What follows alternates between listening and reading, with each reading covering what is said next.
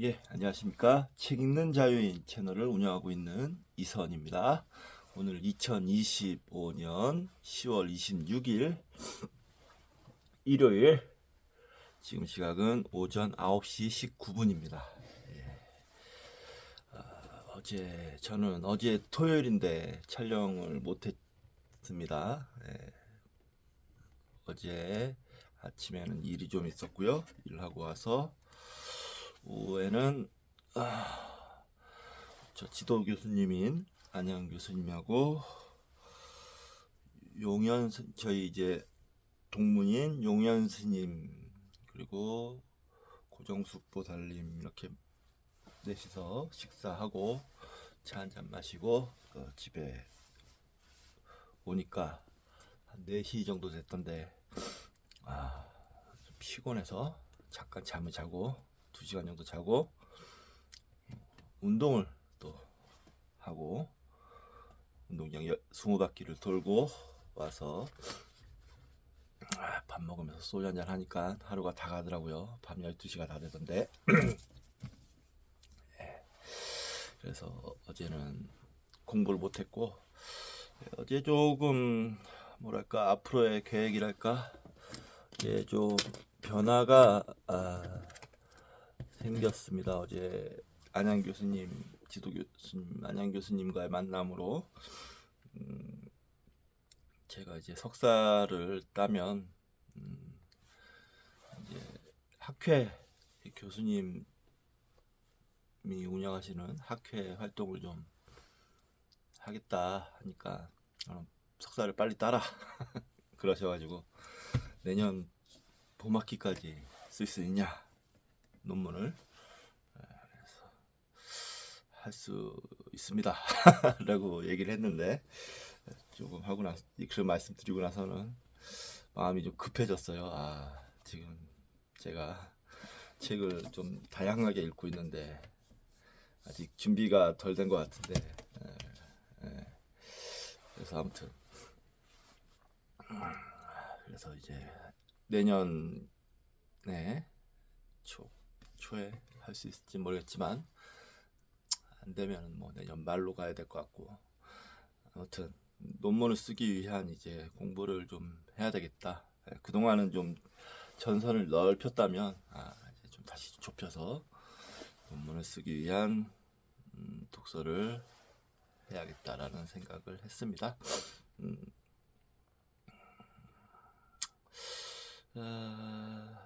일단 논문 제목은 가제지만 지금은 수다니 빠따와 도마복음 비교 연구가 될 텐데요. 다른 제목을 짓고 싶어요. 생각해놓은 제목은 수다니 빠타 그리고 도마복음, 이렇게 생각하고 있는데, 그 둘의 연관성을 유의미하게 밝혀낼 수 있도록 밝혀내는 것이 목적인 논문이 될 것 같습니다. 그래서 이제는 이제 논문 쓰기 위한 체제로 곧 돌입할 생각이고요. 이제 인간의 위대한 여정, 오늘 읽을 책 끝나면 본격적으로 그렇게 들어갈 생각이고, 도마복음과 기독교 관련 책들도 좀 읽어야 될 것 같고요. 그리고 수다니 빠따, 지금 필사를 하고 있는 수다니 빠따에 대해서도, 그리고 초기 불교에 대해서도 좀 더 공부를 해야 될 것 같다는 생각입니다. 예, 그렇습니다. 이제 목차를 또 좀 정해야 되는데, 목차도 정해야 되고, 제가 논문을 이제 써야 되는데 잘 논문을 써본 적이 없으니까, 뭐 물론 졸업 논문을 썼죠. 논문 써본 적 있군요. 아무튼 좀 더 논문을 잘 쓰기 위한 책도 좀 샀고요. 논문 잘 쓰는 법입니다, 제목이. 그 책도 한번 읽어봐야 되겠다라는 생각도 들고요. 그렇습니다. 뭐 좋은 것 같습니다. 빨리 뭐 하겠다고 박사 박사 과정 들어가죠. 뭐 예, 들어가죠. 뭐 혹시 압니까? 제가 박사 되면 뭐 좋은 일이 생길지 어쩔지.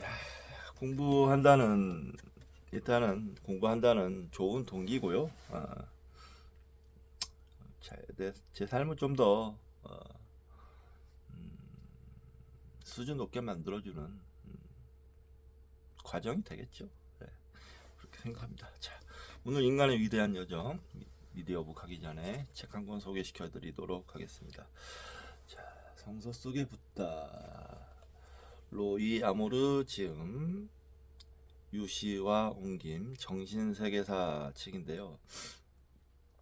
원 제목은 이제 Two Masters One Teaching이었나? 네, 그래요. 두 스승의 한 가르침 뭐 이런 게 여기 있네요. Two Masters One Message. 네, One Message. 예. 근데 이 책에서 조금 약간 아이디어를 얻은 부분도 있어요. 그 기독교 이 책과 도마복음을 보고 관련 서적들을 몇 권 읽고 불교하고 굉장한 연결성을 가지고 있는 것 같다라는 생각에 공부를 좀 해보니까 거의 저는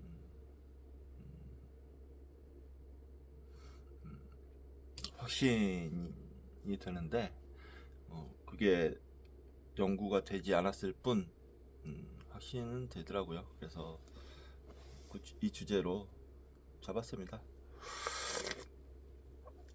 이 주제를 정한 이유는 첫 번째 이유는 부처님 가르침의 우수함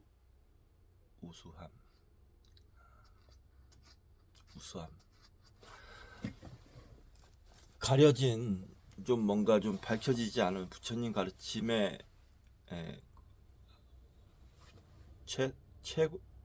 최고의 부처님 가르침이 잘 밝혀지진 않았지만 인간 세상에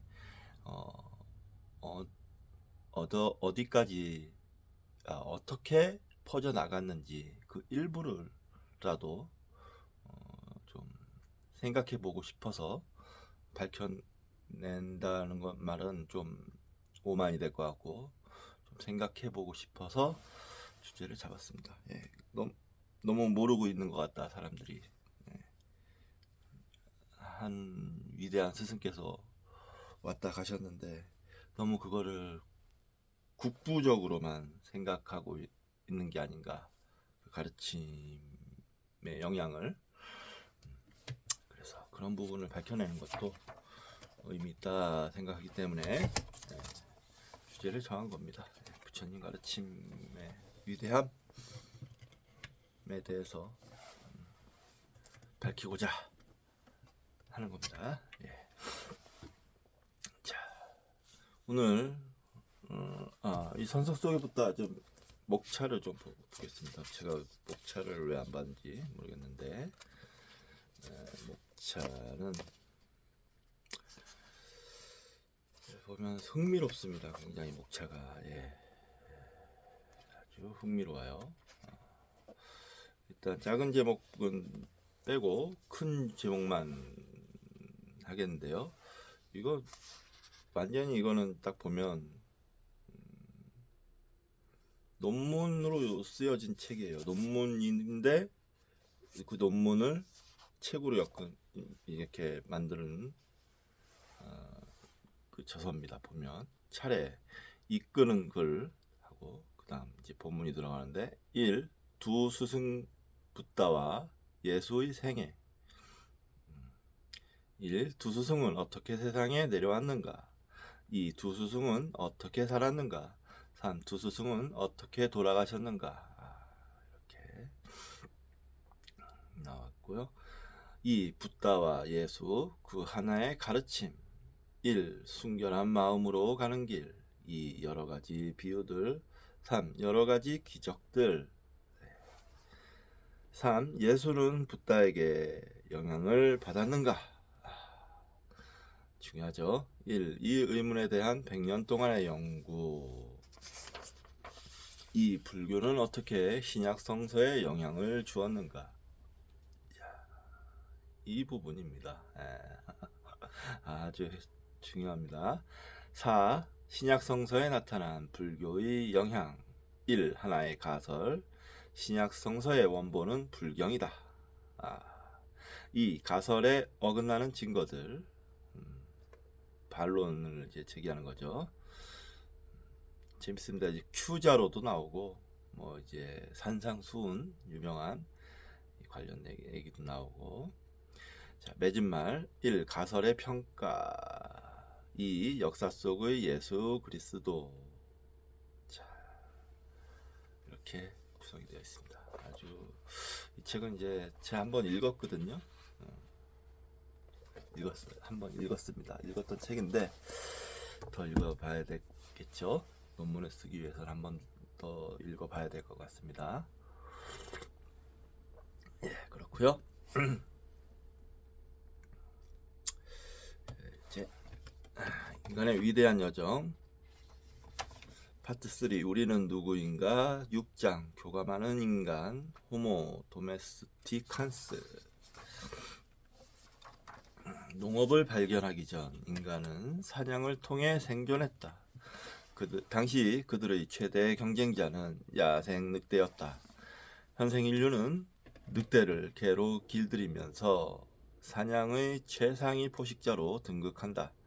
먹잇감을 두고 인간과 경쟁하던 야생 늑대가 오늘날 우리의 충직한 반려견이 되었을까? 361조 야생동물을 길들이다. 인간에게 가장 훌륭한 친구는 개다 라는 속담이 있다. 예, 동물 중에서 인간에게 그렇죠. 저는 100% 동의합니다. 인간에게 가장 훌륭한 동물 친구는 개다. 동물이란 말은 여긴 없지만 아무튼 인간에게 가장 훌륭한 친구는 개다라는 서양 속담이 있다. 이 말을 처음 한 사람은 프로이센의 프레드리 2세다. 그는 난폭한 아버지였던 프리드리 빌헤름 1세 밑에서 불우한 어린 시절을 보냈다. 그는 당시 프로이센을 정치적이며 지적으로 높은 수준의 국가로 만들기까지 자신의 삶에 위안과 용기를 준 두 가지를 이야기했다. 하나는 여동생 빌헬미나의 변함없는 후원과 사랑이었고, 또 하나는 그가 기르던 비체라는 이름의 개였다. 프리드리 2세는 비체가 죽은 뒤 그 슬픔을 다음과 같이 표현했다. 비체의 죽음은 내 삶의 철학을 완전히 바꿀 정도다. 비체의 죽음은 나의 모든 친구들을 잃은 슬픔이나 마찬가지다. 나는 비체가 내 영혼에 이렇게 지대한 영향을 끼칠 줄은 몰랐다. 비체의 충성심은 나를 매료시켰고 비체의 고통은 곧 나의 고통이었다. 나는 고백한다. 나는 슬프고 괴롭다. 절절히 느껴지네요. 자기의 친구 애견을 잃은 슬픔이. 사람이란 꼭 매정해야 하는 것일까? 나는 이렇게 충성스러운 동물에게 무관심한 사람이라면 그 사람은 자신의 동료에게도 배응망덕할 것이라고 믿는다. 맞습니다. 여기 통찰력이 있네요. 그렇죠. 자.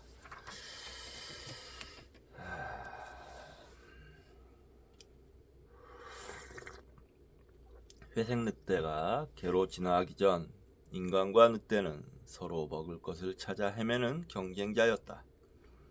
4만 년 전 이들은 얼음으로 뒤덮인 유럽에서 사냥으로 힘겹게 생존을 이어갔다. 늑대는 뛰어난 신체와 오감을 바탕으로 먹을 것을 찾는 최고의 추격자였고, 호모사피엔스는 지적인 능력과 무기를 가진 최고의 사냥꾼이었다. 그러던 어느 날 호모사피엔스는 경쟁자였던 늑대를 길들이며 개로 사육하기 시작한다. 개는 인간이 혹독한 빙하기를 견딜 수 있도록 해주었고 인간의 사냥을 도와줄 뿐 아니라 어둠 속에서 인간을 지켜주며 인간이 기르던 가축을 보호하는 역할을 했다. 개는 인류가 사냥 채집 경제에서 농업 정착 경제로 변화하는 데 도움을 준 연결고리였다. 더 나아가 인간이 도시와 문자라는 정교한 문명을 구축하는 데 중요한 발판이 되어 주었다.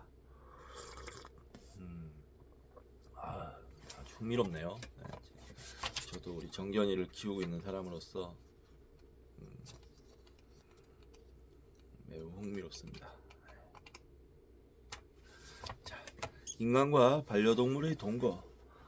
서양 문명의 기원을 다룬 호메로스의 오디세이아에는 인간과 개의 관계를 다룬 감동적인 이야기가 등장한다. 오디세우스는 그리스 연합군과 함께 트로이 원정을 떠난 후 20년 만에 자신의 고향 이타카로 돌아온다. 그는 그동안 수많은 남자들이 그의 아내 페넬로페에게 접근했다는 사실을 알게 됐다. 그들은 이타카의 왕이 되려는 속셈으로 페넬로페와 결혼하려고 했던 것이다. 화가 난 오디세우스는 이들을 색출하기 위해 거린으로 변장해 집으로 향한다.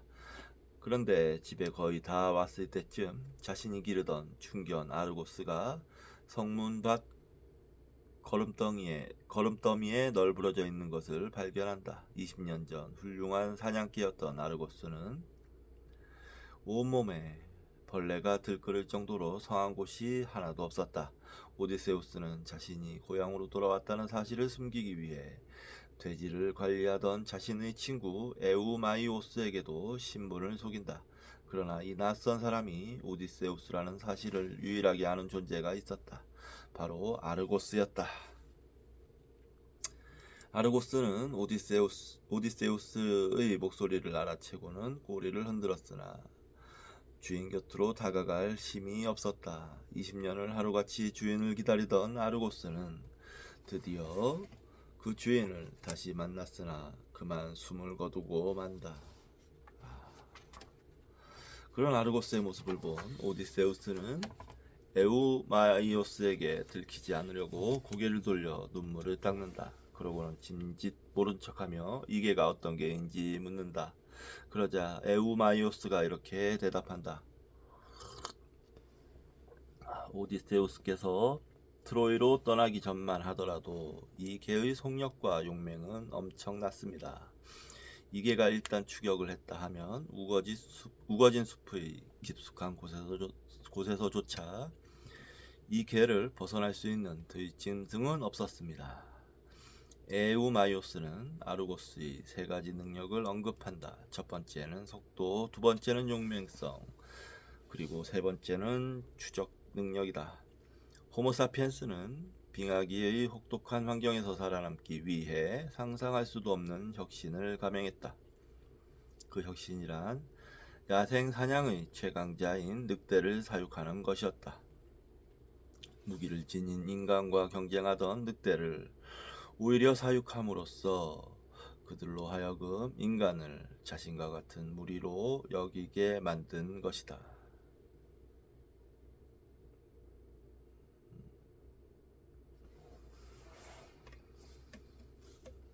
늑대와 어린아이의 동행. 쇼베 동굴에는 인간의 진화 과정을 밝혀주는 중요한 발자국이 있다. 8세에서 10세 정도로 추정되는 어린아이의 맨발 자국과 늑대 혹은 큰 개로 추정되는 동물의 발자국이 선명하게 남아있기 때문이다. 학자들은 늑대가 인간에 의해 사육되면서 개로 변화하기 시작한 시기에 대해 명확한 답을 내놓지 못했다. 약 1만 년 전 중국과 중동 지방에 인간이 기른 최초의 개가 등장했다고 추정할 뿐이었다. 그러나 쇼베 동굴에서 발견된 이 발자국들은 그보다 훨씬 전인 3만 년 전의 것으로 추정된다. 인간이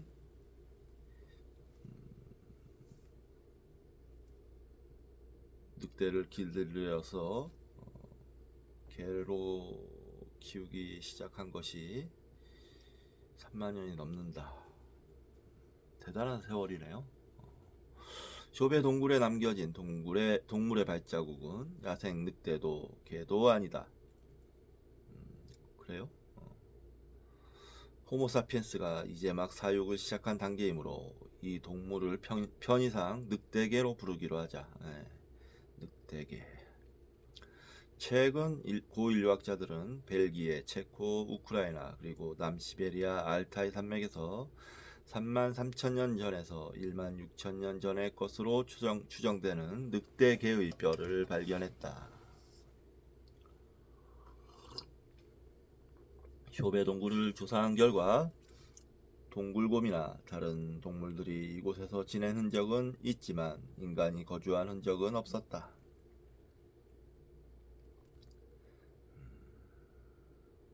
호모사피엔스는 벽화를 그리거나 혹은 성인식과 같은 의례를 치르기 위해 이 동굴에 잠시 들어왔을 것이다.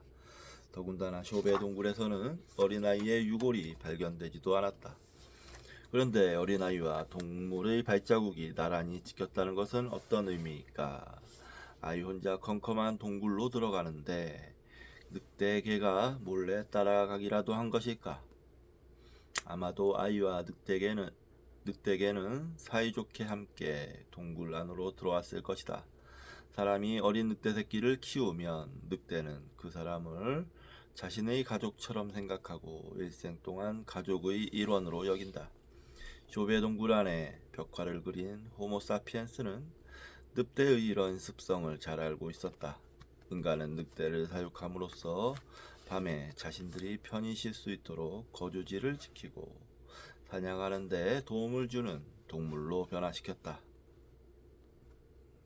뿐만 아니라 동물과 유대관계를 맺음으로써 인간도 정서적으로 고양됐다.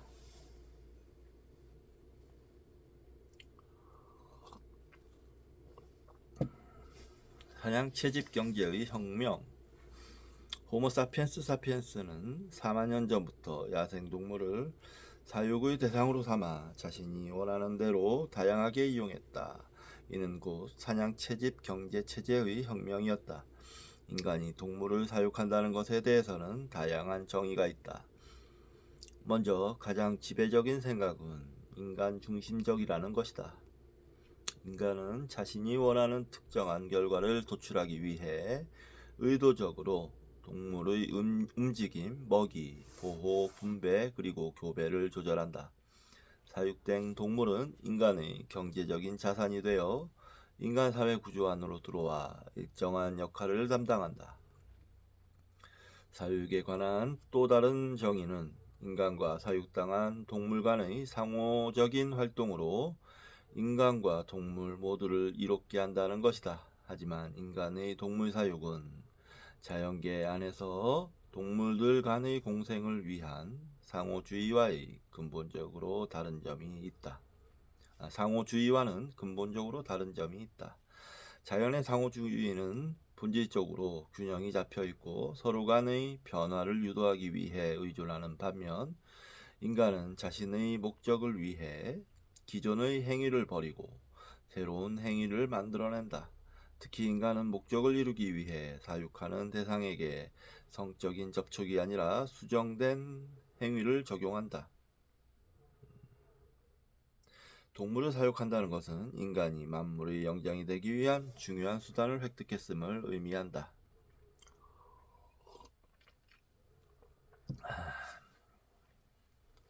동물 사육은 여러 가지 생물학적 변수와 사회적 환경을 통해 대개 다음 세 가지 방식으로 진행된다. 첫 번째는 공생이다. 동물들은 먹을 것을 찾아 돌아다니다가 인간이 남긴 음식물을 우연히 발견하면 이후로 자주 그곳에 와서 배를 채운다. 혹은 이 음식물을 찾아오는 자신보다 약한 또 다른 동물들을 잡아먹는다. 이 관계는 인간보다는 동물에게 혜택이 많다. 인간 거주지에 접근한 동물들은 인간과 좋은 관계를 맺음으로써 더 많은 혜택을 누릴 수 있다. 인간들은 다가온 동물들을 위해 일부러 음식을 남겨놓기도 한다. 이렇게 만들어진 상호관계는 동물 사육의 첫 단계가 된다.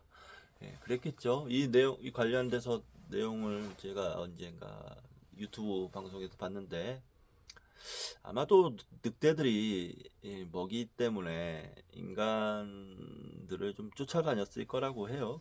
그러면서 인간의 음식 쓰레기라든지 배설물 같은 것을 이제 이렇게 나오니까 그것을 이제 먹이 삼아 쫓아다니다가 자연스럽게 가까워지면서 인간이 사육하게 된 게 아닌가라고 추정을 하더라고요. 네.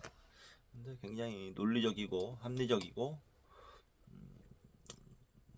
개연성이 있는 추론이라고 생각합니다. 네. 예를 들어 늑대는 처음에 인간이 남긴 음식을 먹기 위해 인간 거주지에 모여든다. 늑대는 원래 무리를 지어 공동체 생활을 하는데 늑대 무리의 대장인 알파 늑대보다 덜 공격적인 늑대가 무리에서 이탈해 인간 거주지에 접근한다. 이 늑대들은 시간이 지나면서 점점 뼈의 굴곡이 작아지고 치아의 크기와 숫자가 현저하게 줄어들기 시작한다. 두 번째는 먹잇감을 사냥하는 방식이다. 인간이 동물을 사냥하는 목적은 먹기 위해서다. 인간은 자신들이 잡은 동물을 바로 먹지 않고 일정한 장소에서 오랫동안 키운 뒤 잡아먹었다. 그리고 이렇게 잡은 동물 중 사육이 가능한 대상을 선별했다. 인간은 비교적 난폭하지 않은 야생동물들을 자신의 중요한 자산으로 삼았다. 그에 해당하는 동물이 소, 양, 염소, 그리고 닭과 같은 가금류다. 그 총균세에서 나오죠. 인간이 사육할 수 있는 동물의 조건들. 거기 보면 이제 성격도 있고 그들의 이제 먹이 뭐 이런 것도 있고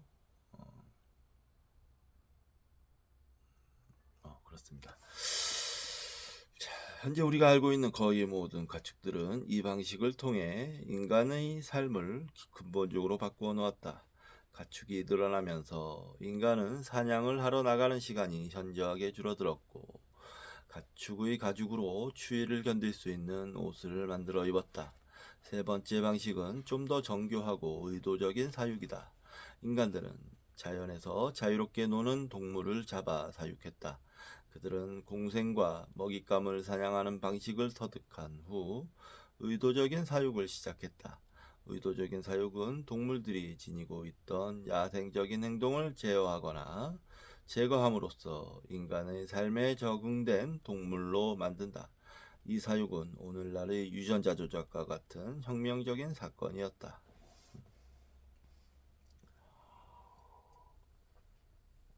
그 결과 인간은 사육의 걸림돌이 되는 동물들의 행동을 제거하기 위해 다양한 기술을 동원했다. 말은 의도적인 사육의 대표적인 예다. 인간들은 비교적 사육하기 쉬운 동물들, 즉 양이나 염소를 사육하기 시작한 후 야생말을 사육하기로 결정한다. 말은 인간에게 고기와 우유, 다양한 도구를 만들 수 있는 뼈를 제공할 뿐만 아니라 인간의 장거리 이동이나 운송을 용이하게 해주기 때문이었다. 그랬겠죠.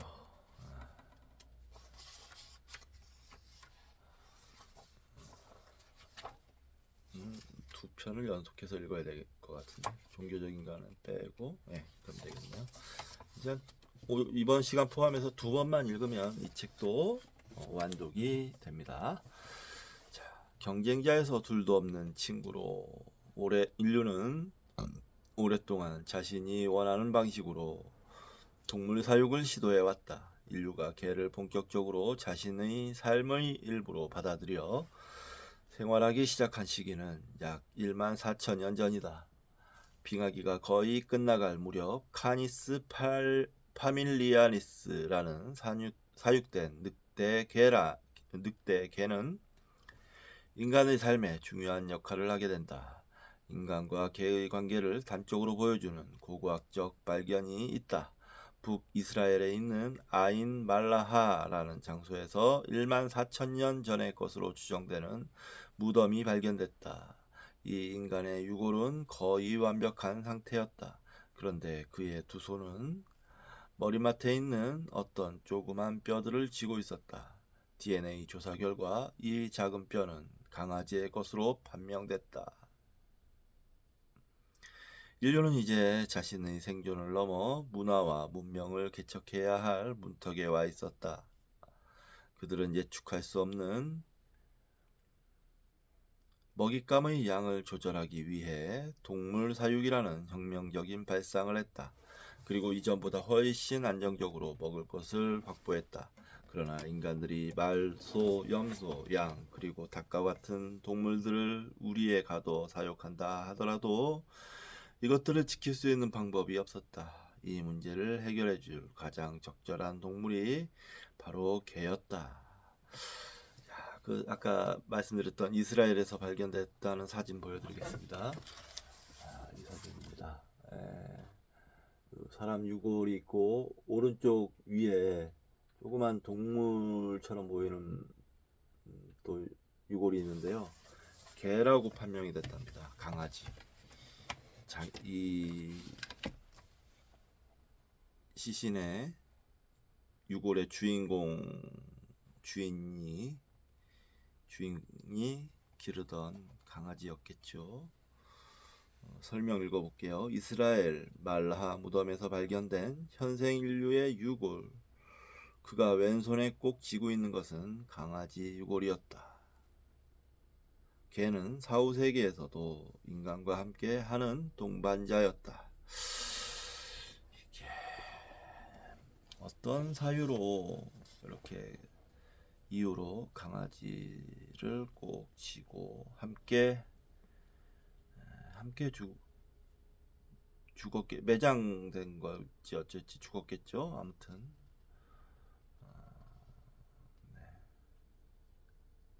이렇게 함께 죽어 있을까요? 궁금합니다. 어떤 사유였는지.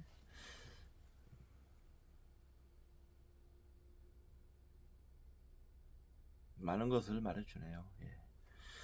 자, 인간이 어떻게 늑대를 사용했는지는 정확히 알 수 없다.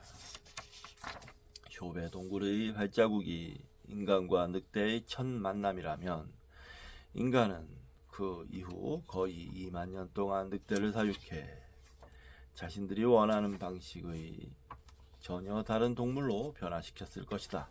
그것이 바로 개다. 인간은 의도적으로 늑대의 새끼를 키웠고 그러면서 늑대들이 자신을 부모로 여기도록 했다. 늑대는 자라면서 인간을 자신의 무리로 착각했고 인간의 집을 자신의 보금자리로 가축을 마치 자신들이 보호해야 할 대상으로 여겼다.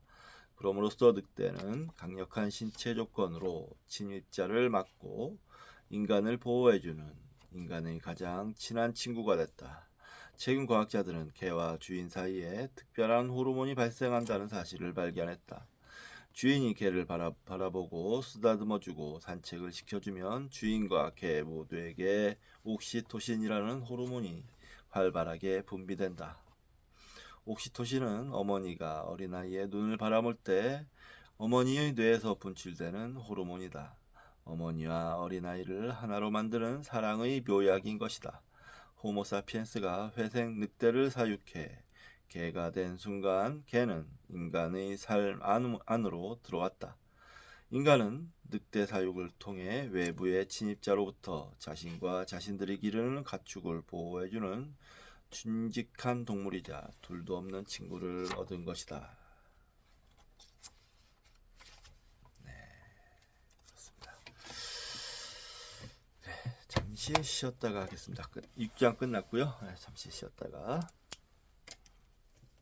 하도록 하겠습니다. 이어서 읽도록 하겠습니다.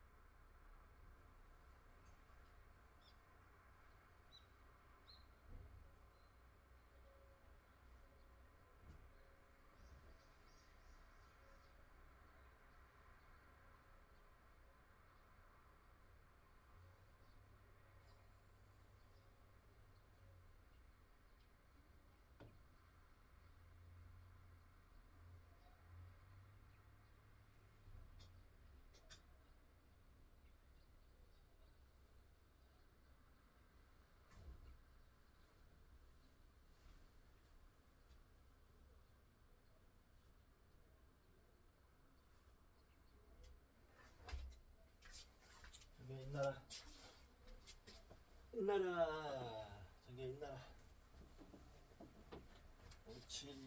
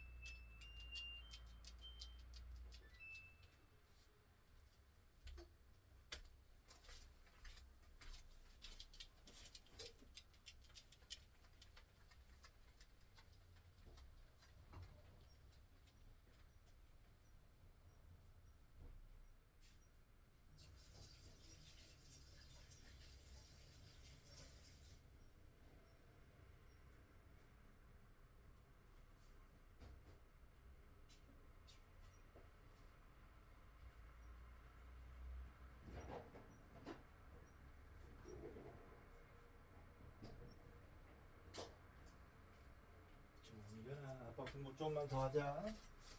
그러고 나서 밥 먹자.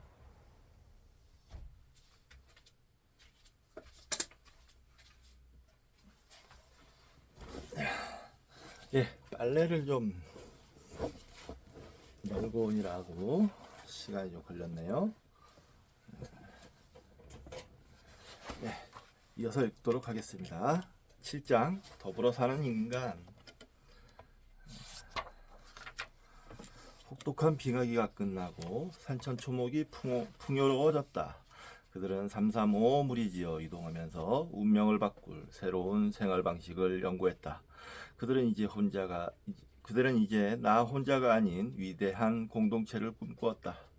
그들이 거닐던 지구는 인류 문명을 위한 진보가 꿈틀거리는 거대한 실험장이었다.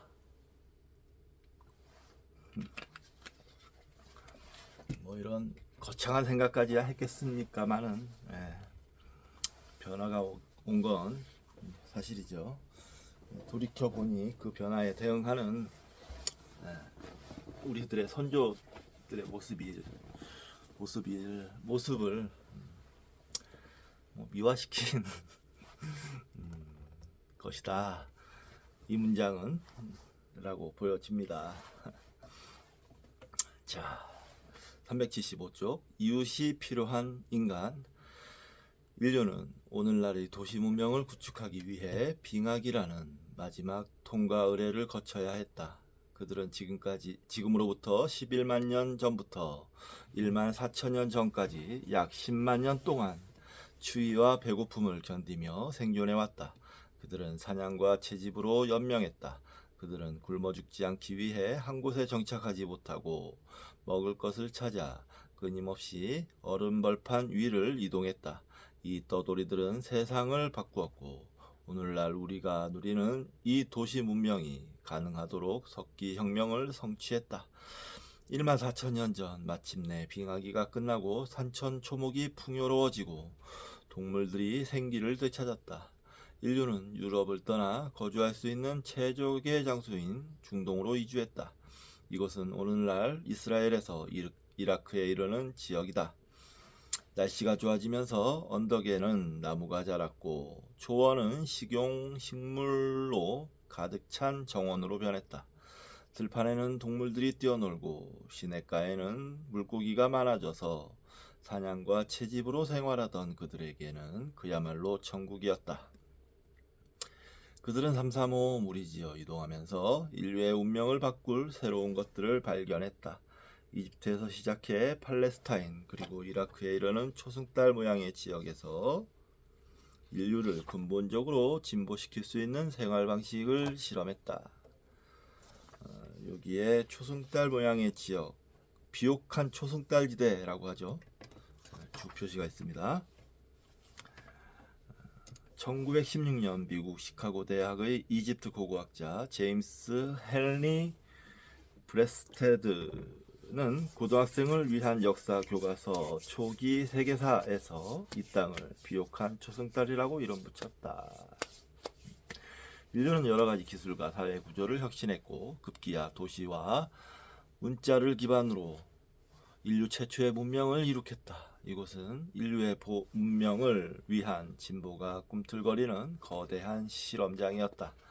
호모사피엔스는 20만 년 전에서 6만 년 전까지 전 사이에 출현했다. 인류가 농업을 발견하고 정착한 시기를 1만 1500년 전쯤으로 추정한다면 인류는 95%나 되는 대부분의 시간을 사냥과 채집에 의존하며 살아온 것이다. 농업은 혁명이었나? 호주의 고고학자이자 고전 문헌학자인 비어 고든 차일드는 농업의 등장이 인류의 삶에 끼친 영향을 고려해 신석기 혁명이라는 개념을 만들었다. 신석기 혁명은 전 세계적으로 시기는 다르지만 세계 곳곳에서 저마다의 고유한 모습으로 일어났다. 고든은 1만 1500년 전부터 1만 년 전 사이에 비옥한 초승달 지역에서 일어난 변화와 오스트레일리아 북부와 서부 태평양의 섬들이 흩어져 있는 멜라네시아의 국지역에서 등장한 농업을 연구했다. 고든은 농업의 발견이 인류가 문명을 구축하는 원동력이자 인류의 문화를 만든 역사적 사건이었다고 말한다. 농업 이후 인류가 어떻게 발전해 왔는지에 대해 그는 다음과 같이 주장한다. 목초지를 찾아 떠돌아다니던 사냥 채집인이었던 인류는 농업을 발견하면서 정착 경작인이 됐다. 당시 이들은 무리지어 이동했는데 이 곡물들을 저장하기 위해 단체로 조그만 마을을 형성해 정착 생활을 했다. 이 시기에 야생식물들을 추수하기는 했지만 아직 재배하지는 않았다. 그러나 빙하기가 끝나면서 비옥한 초승달 지역에서 저장 가능한 곡물들이 발견되기 시작했다. 그들은 주변의 식물들을 관찰하고 실험함으로써 재배 가능한 최적의 곡물들을 출현했다. 이른바 신석기 혁명은 정착 문화를 통해 식용식물을 선별해 심고 추수하는 과정을 거쳐 이루어졌다. 자연스럽게 인류의 수는 증가했다. 그들은 더 많은 양의 식물을 추수하기 위해 광괴수로 공사와 벌목을 감행했다. 그리고 효율적인 생산을 위해 노동을 분화하고 다른 마을 사람들과 물물 교환을 했다. 많은 사람들이 모여 살다 보니 의견 차이로 인해 서로 부딪히는 일들도 생겨났다. 인류는 사람들 간의 갈등을 해소하기 위해 정치 조직을 만들고 지도자와 사제를 내정해 중재하는 권한을 부여했다. 또한 사후세계라는 관념이 명확히 자리 잡으면서 종교와 지도자는 그 사회를 이끌어 나가는 중요한 이데올로기가 됐다. 이후 사유재산이라는 개념이 생겨나고 서로 소통하기 위해 문자를 발명하면서 드디어 최초의 문자를 구축하기에 이른다. 기원전 3300년 메소포타미아 남부에는 인류 최초의 수메르 문명이 등장했다. 수메르 문명은 석기 시대가 끝나고 청동기 시대가 시작되었음을 의미한다. 여기까지가 바로 고든이 설명한 신석기 혁명과 그 후의 과정들이다. 고든은 농업혁명이 마을 공동체와 문명을 만드는 전제 조건이었다고 평가한다. 하지만 고든의 신석기 혁명 이론을 뒤흔드는 고고학적 증거가 나타났다. 오늘날의 중동 지역에서 농업 등장 이전에 형성된 것으로 보이는 마을 공동체의 흔적이 발견된 것이다.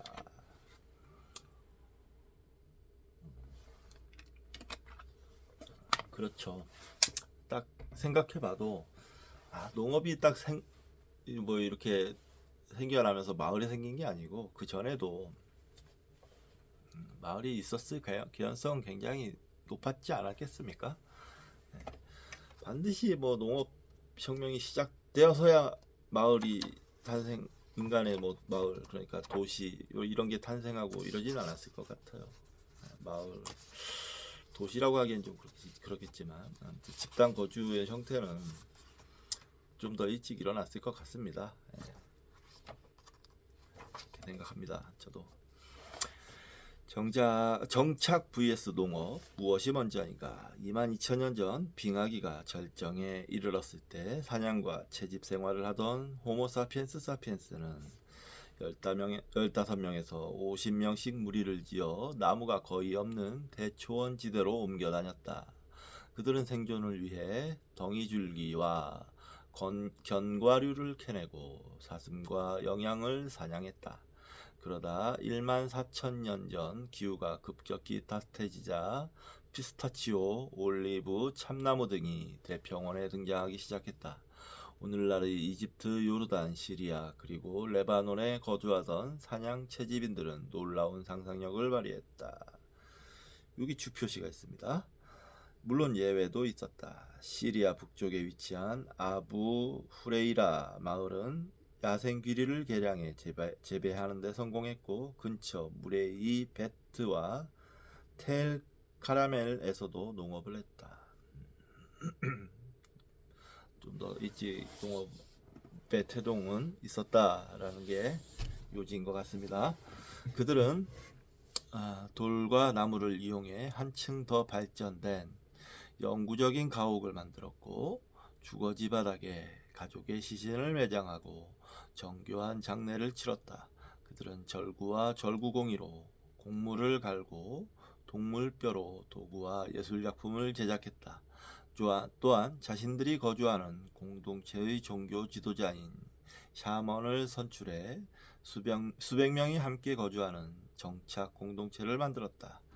이들을 라투프인이라 부른다.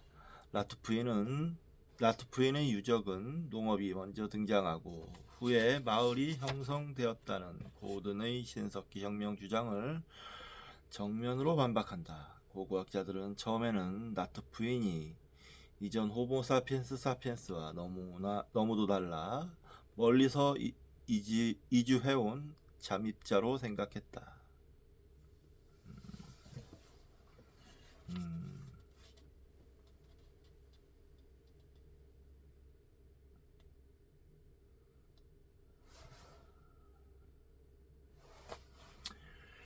하지만 이들의 문화는 고대 근동의 사냥 채집 문화에서 농경 정착 문화로 이어지는 인류의 긴 여정의 마지막 단계였고, 이들은 훗날 농업 문화의 근간을 마련했다. 농업을 기반으로 한 신석기 시대의 특징은 돌과 진흙으로 만든 노동 집약적 마을이 만들어지고 사람들이 벽에 예술 작품을 남겼으며 자신의 조상을 마루 밑에 매장한다는 것이다. 그들은 식량 위기를 극복하기 위해 농업 기술을 발전시켰고 수로 개발이나 벌목 등 자연을 인위적으로 조작해 나가기 시작한다. 이런 신석기 혁명을 가능하게 한 것이 바로 나투푸인이다. 학자들은 14,000년 전에서 11,500년 전, 즉 빙하기가 끝난 시점부터 농업이 등장하기 이전까지의 시기를 라투프 문화로 규정한다. 중국 초기 신석기의 정착 문화 역시 농업혁명을 가능하게 한 기반이다. 빙하기가 끝난 후 기후가 상대적으로 온화해지고 습해졌을 때 그들은 마을을 형성하고 야생 영양을 사냥하거나 야생귀리, 보리, 밀을 채집하며 살았다. 라투프 문화는 농업사회는 아니었지만 곡물 재배를 시도했으며 정착 생활을 했다. 정착 문화는 농업혁명을 위한 준비 단계다. 정착 문화의 특징은 인구가 증가하고 가옥과 마을이 형성되며 새로운 석기와 값비싼 장식물, 무덤과 장례 의식, 샤먼, 그리고 물물 교환이다. 이들은 정착 생활을 하면서 물물 교환을 하기도 했다. 중동 지방의 곡물이 유럽의 양과 교환되면서 인류에게 선물이라는 독특한 문화가 만들어진다. 라투프인은 유목 생활을 완전히 버리지 않으면서 정착 생활을 융합하는 삶을 추구했다. 하지만 라투프 문화를 가능하게 했던 따뜻한 날씨는 그리 오래가지 않았다. 라투프 문화가 성숙 단계로 접어들 무렵인 13,000년 전부터 지구는 다시 추워지기 시작했다. 그들은 1300년 동안 지속된 신드라이아스기라 불리는 소빙하기를 거치면서 정책 생활을 포기하고 다시 너돌이 사냥 채집 생활로 돌아간 것으로 보인다. 나투푸인은 비록 농업을 발견하지는 못했지만 농경에 필요한 문화적 기술을 축적했다고 볼 수 있다. 농업이라는 사건이 인간의 삶을 바꾼 것이 아니라 인류의 상상력과 의지가 오히려 농업을 발견한 원동력이었던 셈이다. 재밌네요. 1300년 동안 이제 또 소빙하기가 왔군요. 그래서 이때 농업이 태동하긴 했지만 소빙하기로 인해 포기하고 채집 생활로 돌아갔다. 그렇군요. 자, 문화가 삶의 기준이다. 나투푸인의 문화를 발견한 고고학자는 도로시 게로드다. 이름이 그녀는 영국 캠브리지 대학의 최초 여성 교수이자 선사시대 연구의 선구자였다. 그녀는 예루살렘 북서쪽 28km 떨어진 슈크바라고 불리는 마을에서 동굴을 발견했다. 게로드는 이곳에서 목탄 흔적과 이전까지 알려지지 않았던 초승달 모양의 새석기를 발굴했다. 그리고 영양과 개의 뼈를 비롯해 45명이나 되는 인간의 유골도 함께 발견했다.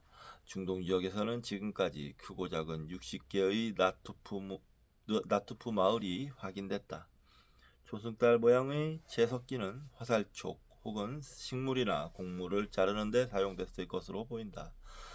도로시 게로드는 이스라엘의 카르멜 산 근처에서 와디 엘 무그하라 동굴을 발견했다. 이곳은 5만 년 전부터 호모사피엔스가 거주했을 것이라고 추정했다. 그녀는 이 동굴에서 1만 4천 년 전에 매장된 한 남성의 유골을 발견했는데 그는 바다 조개로 촘촘하고 아름답게 제작된 조갑이 머리띠를 착용하고 있었다. 게로드는 이들을 라투프인이라고 불렀다. 그녀는 이곳에서 혁신적인 도구도 찾아냈다. 도구의 손잡이는 뼈로 만들어졌고 날카로운 날이 달려있는 것으로 보아 나스의 종으로 보였다. 나스의 날에는 야생풀의 흔적이 발견되었는데 고고학자들이 조사한 결과 이 야생풀은 밀의 조상이었다. 이들은 대량의 야생식물을 자르기 위해 이 도구를 고안했을 것이다. 그들은 매년 광활한 지역에서 열매가 다 익은 식물을 발견하고는 먹을 수 없는 것과 먹을 수 있는 것을 골라내어 가장 유용한 종을 선택했다. 이 선택된 식물이 바로 보리와 밀이다. 소가죽 단위로 무리를 지어 이동하던 나투프인에게는 자신들이 추수한 작물을 가지고 옮겨 다녀야 하는 불편함이 있었다. 게로드는 당시 이스라엘과 요르단에 1000명 정도가 살았다고 추정한다. 이곳은 먹을 것이 충분해서 한 사람이 3주 동안 야생 곡물을 추수하면 한 가족이 1년 동안 편히 먹을 수 있었다. 아주 비옥했군요, 이쪽이. 하지만 이 불편함이 인류의 삶을 바꿔 놓았다. 나투프인은 이 곡물을 말려서 보관하면 썩지 않는다는 것을 알아냈다. 인류는 처음으로 오랜 시간 보관할 수 있는 음식을 얻게 된 것이다. 이렇게 곡식을 저장할 수 있게 되자 그들은 더 이상 이동할 필요가 없었다. 이제 그들은 임시거처가 아닌 오랫동안 머물 수 있는 가옥을 짓기 시작했다. 그렇게 지은 가옥에서 25명에서 50명 정도가 거주했으며 가옥 안에는 뜨겁게 달군 돌을 두어 그 위에서 음식을 만들었다. 그들이 남긴 쓰레기 더미의 음식물을 통해 그들의 식단을 추정할 수 있었다. 나투프인은 헤엄치고 걷고 달리고 기어다니고 날아다니는 모든 동물과 지상의 과일, 식물, 뿌리 열매 그리고 견과류 등 주변에서 구할 수 있는 모든 것을 먹었다. 이들의 주식은 야생 영양이었으며 지금은 사라진 야생 염소와 황소, 늑대, 여우, 거북이 그리고 온갖 새들이 그들의 특별식이었다. 그리고 이 동물들을 잡기 위해 창이 아닌 새로운 무기를 개발했다. 바로 물매라고 불리는 도구다. 이 도구는 가죽으로 만든 끈의 가운데 돌을 넣을 수 있게 했고 그 가죽의 양 끝이 끈에 매달려 있는 형태다.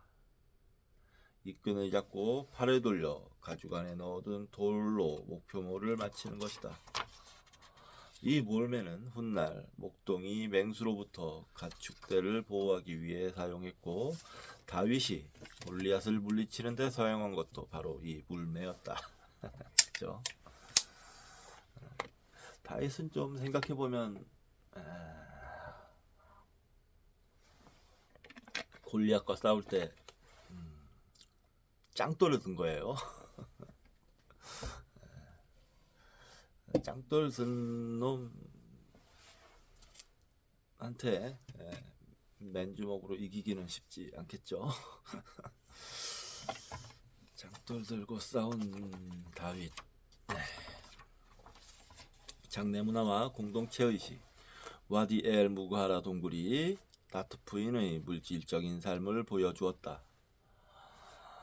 하면 신라존 타시티트 동굴은 그들의 정신적인 삶을 보여주는 장소다. 나투프인과 이전의 호모사피엔스와 다른 점은 예술적인 섬세한 표현, 의례 행위, 시신에 대한 처리, 무덤과 새로운 매장 관습에 있다.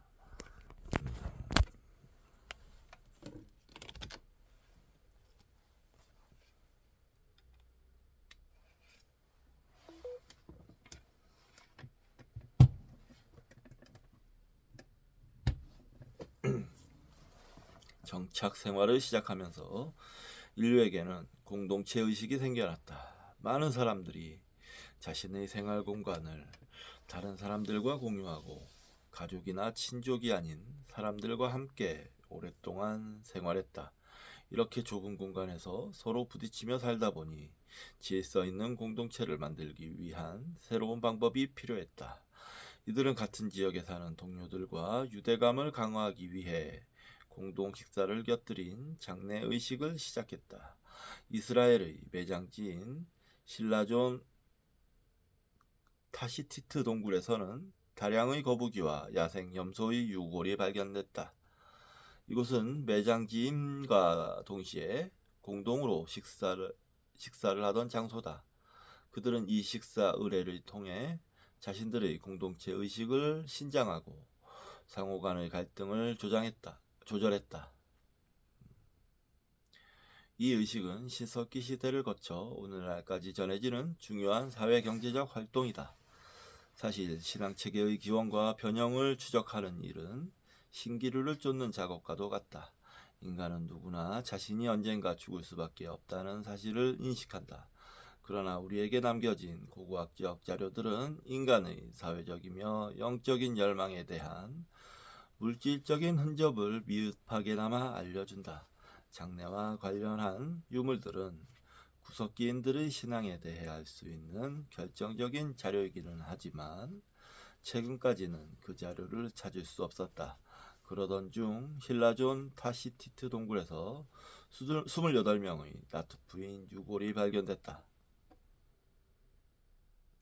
또한 이곳에서 한 나이든 여인의 무덤이 발견되었는데 이 무덤은 인간 문화의 핵심인 불멸에 대한 영적인 추구의 본래 모습을 간직하고 있다. 나투프인은 동굴 바닥을 파내어 계란 모양의 구덩이를 만들었다.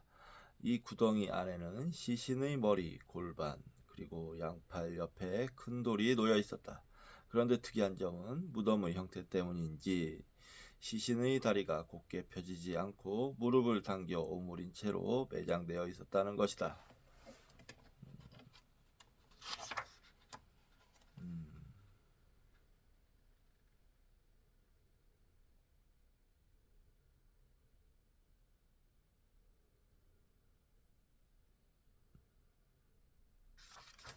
더욱 놀라운 사실은 이 여인의 무덤에서 거북이 몸체인 기판 조각 50여 개가 발견되었다는 점이다.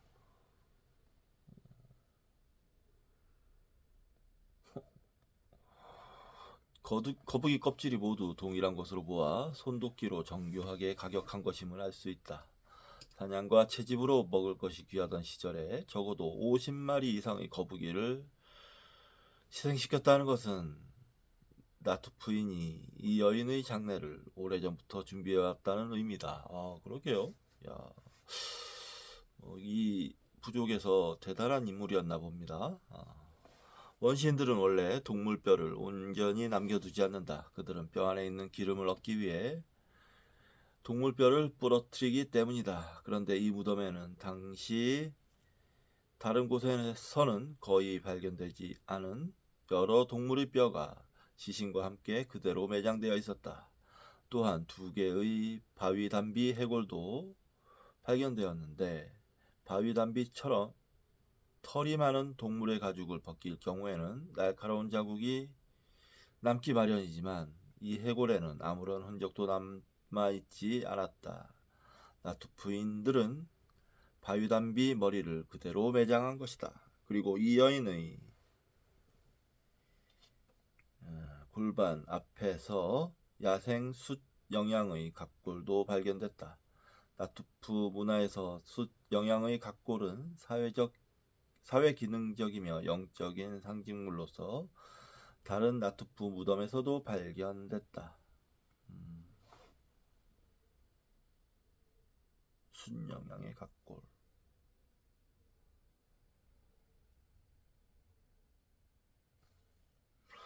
힐라존 타시티트 동굴에서 발견된 이 여인의 무덤은 이전 호모사피엔스의 무덤과는 전혀 다르다. 이 무덤에 매장된 여인은 샤먼일 것이다. 그녀는 공동체 생활을 하던 나투프인의 갈등을 해결해 주었고 그들은 이런 장례 문화를 통해 사회를 통합했다. 네, 좀 보여드릴까요? 이런 식으로 매장돼 있었다는 건데요. 그림 설명을 좀 읽어보겠습니다. 이 여인의 무덤은 거북이 몸체, 멧돼지 팔, 독수리 날개 등으로 화려하게 장식되어 있다. 무덤을 이렇게 꾸미려면 여러 사람들의 힘이 필요했을 것이다. 현생 인류는 공동체를 이루며 살면서 공동체의 지도자인 여자 사제의 무덤을 정성껏 준비했다. 나투프인은 무덤을 꽃으로 장식하기도 했다. 이스라엘 카르멜 산에 위치한 라카펫 동굴 1만 3천년 전의 것으로 추정된다. 이곳에서는 놀랍게도 오늘날 성대한 장례식에 사용되는 꽃들이 발견됐다. 카르멜 산은 나투프 문화의 중심지였고 갓난아기, 어린이, 어른 모두를 포함한 많은 무덤이 발견됐다. 대부분은 단독 무덤이 있지만 몇몇은 2명이 합장되어 있다. 그중 4개의 무덤에는 다양한 식물과 꽃들이 가득 차 있다. 이 꽃들은 진흙 위에 정교하게 깔려 있다. 나투프인은 푸른 식물과 향기나는 꽃을 정성스럽게 펼쳐 놓은 후에 그 위에 시신을 매장한다 했다. 꽃은 대부분 민트 향이 나는 것들이다. 이 꽃들은 봄에 피어나는 것에서 장례 의식이 봄에 행해졌다는 사실을 짐작할 수 있다. 라케펫 동굴은 꽃과 식물이 장식된 최초의 무덤이며 이런 화단 장식은 어른 무덤에만 국한되지 않고 어린이와 청소년에게도 적용됐다. 이것은 나투프인의 관습이었다. 그렇다면 나투프인은 왜 무덤에 꽃장식을 하기 시작했을까? 꽃은 인간 내면의 무의식을 자극해 긍정적인 감정을 전달하는 것으로 알려져 있다. 장례에서의 꽃장식은 그곳에 참여하는 사람들 사이의 유대를 강화한다. 사냥과 채집으로 연명하던 인간은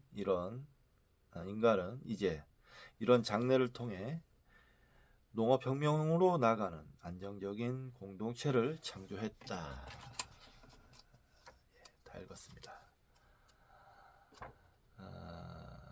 아주 흥미로운 내용이었어요. 이제 마지막 대미를 장식하는 종교적 인간에 대해서 읽고 에필로그와 부록 정도 읽으면 끝나니까 이제 마지막 한 번이 남았습니다. 이 책을 완독하기 위해서는. 저는 살짝 배가 또 좀 고프기도 하고요. 밥을 먹고 이제 인간의 위대한 여정을 끝내도록 하겠습니다.